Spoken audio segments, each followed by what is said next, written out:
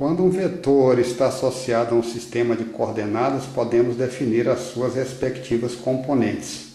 Vamos trabalhar aqui apenas com vetores coplanares, ou seja, vetores que se encontram no mesmo plano. O sistema de coordenadas é escolhido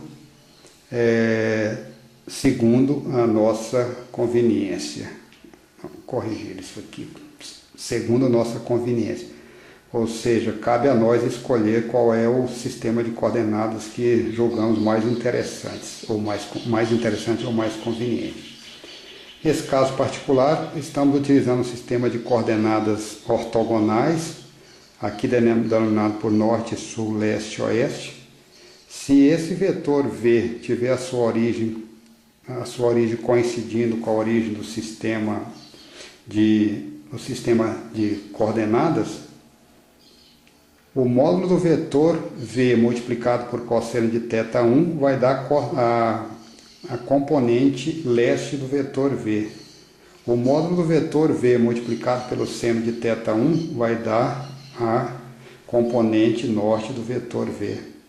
De forma semelhante, se tivermos o vetor W, formando um ângulo de θ2 com a direção leste-oeste, W cosseno de θ2 vai dar sua componente para oeste e W seno de θ2 vai dar a sua componente na direção sul.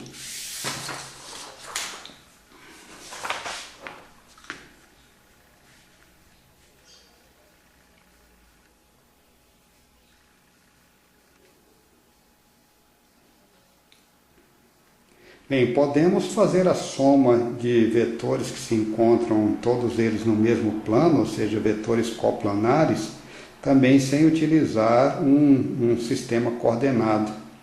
Aqui apenas para poder fazer o comentário, ou seja, nós temos aqui um direcionamento norte, sul, leste, oeste, e temos aqui um vetor V1, que seria um vetor paralelo a esse eixo leste-oeste ou oeste-leste, de um vetor V1, leste-oeste, um vetor V4 que está inclinado, ou seja, ele tem componente tanto para o norte como para leste, um vetor V2 que aponta apenas para o norte e um vetor V3 que tem parte para o oeste e parte para o sul. Então o vetor soma fecha o polígono, é esse vetor que aparece aqui em vermelho. Bem, o vetor resultante ele tem tanto componente para leste como componente para o norte. Vamos analisar aqui quais seriam as componentes desse vetor V. Para leste, o vetor V1 já é leste. Tem mais uma contribuição V4 cosseno de θ1. O vetor V2 aponta apenas na direção norte-sul, ou seja, não dá nenhuma contribuição segundo a direção leste-oeste. E depois teria um menos V3 cosseno de θ2 apontando para o oeste. As contribuições norte que nós temos, V1 não dá contribuição nenhuma, já que ele é um vetor leste-oeste. Depois temos o vetor V4 seno de θ1 dando uma pequena contribuição para norte. Depois temos o vetor V2 integralmente, já que ele é um vetor norte. E depois teríamos o vetor V3 seno de θ2 apontando para sul, por isso é que ele aparece aqui com sinal negativo.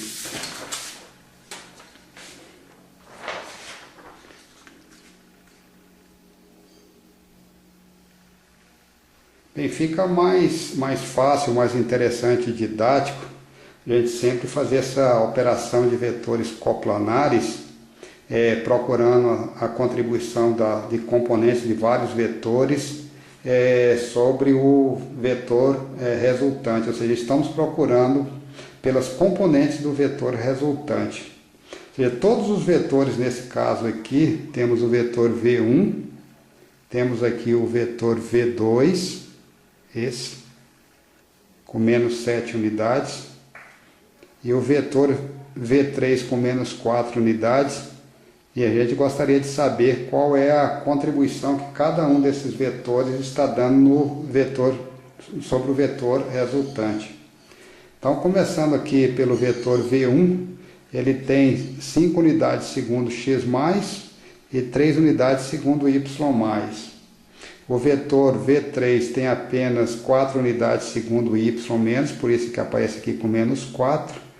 E o vetor V2 tem 7 unidades segundo x menos, por isso que aparece aqui com menos 7. Quisermos definir qual é a orientação do vetor V1, ou seja, qual é o ângulo que ele faz, que a reta onde ele está repousando faz com o eixo x, por exemplo, bastaria especificar o cosseno de θ, que é o cateto oposto sobre a hipotenusa. O valor da intensidade do vetor V1 pode ser calculado pelo teorema de Pitágoras, conhecendo as suas respectivas componentes 5 e 3. 5 ao quadrado, precisamos de corrigir isso aqui, não é 4. 5 ao quadrado, 25, mais 3 ao quadrado dá 9, 25 com 9 dá 36, a raiz quadrada de 36 dá 6, é só corrigir esse 4. Então o cosseno de θ é 5 sextos, o seno de θ é 3 sextos e a tangente de θ é 3 quintos. Ou seja, conhecendo o valor de qualquer um dessas razões trigonométricas, esse ângulo está automaticamente fixado. Bem, as contribuições que nós temos em x mais são 5 unidades, em x menos 7 unidades, dando como resultado 2 para o lado esquerdo. Por isso que aparece com valor negativo, ou seja, dessa vez o lado esquerdo está ganhando.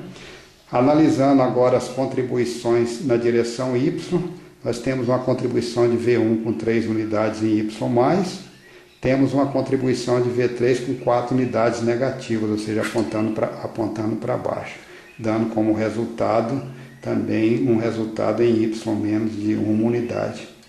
Então o vetor resultante vai ter menos 2, ou seja, 2 unidades em x menos, e menos 1, ou seja, 1 unidade em y menos. O vetor, o módulo dele pode ser calculado então com raiz quadrada de menos 2 quadrado mais menos 1 quadrado, dando como resultado para a intensidade desse vetor resultante a raiz de 5. De forma semelhante, já que conhecemos as suas duas componentes, poderemos definir, por exemplo, qual é o ângulo que esse vetor resultante forma com o eixo x.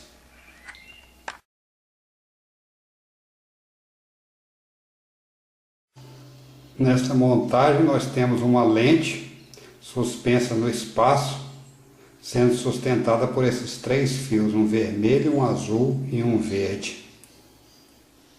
Cada um desses 3 fios dá a sua contribuição para poder sustentar o peso dessa lente. As forças exercidas por esses 3 fios não se encontram no mesmo plano. Ou seja, neste caso não temos vetores força do tipo coplanar, ou seja, as 3 forças, a vermelha, a azul e a verde, exercida pelos respectivos fios, não se encontram no mesmo plano.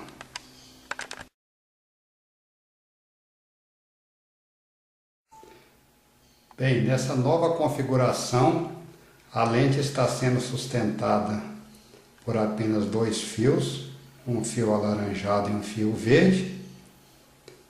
Nesse caso, as forças exercidas pelos 2 fios para sustentar o peso da lente se encontram no mesmo plano, ou seja, a força exercida pelo fio laranja encontra-se no mesmo plano da força exercida pelo fio verde. Nessa configuração dizemos que esses 2 vetores força são do tipo coplanar.